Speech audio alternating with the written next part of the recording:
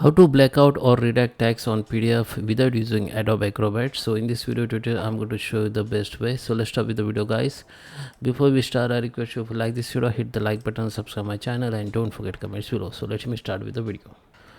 Okay, just come to the any browser and come to the Google and search for PDF editor.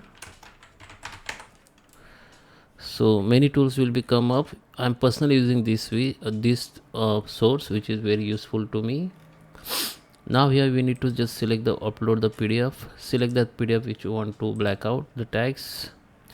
The PDF will be uploaded like this. Now what we need to do, there is no option to redact or PDF blackout option, but we need to use the shape option here. Go to the shapes, go to the rectangles, and select that text which you want to blackout. Okay, from here you can change the color border to black or any other color, and here you can change the color of this background, this redact background from black to anyone. Okay, I just make it black only.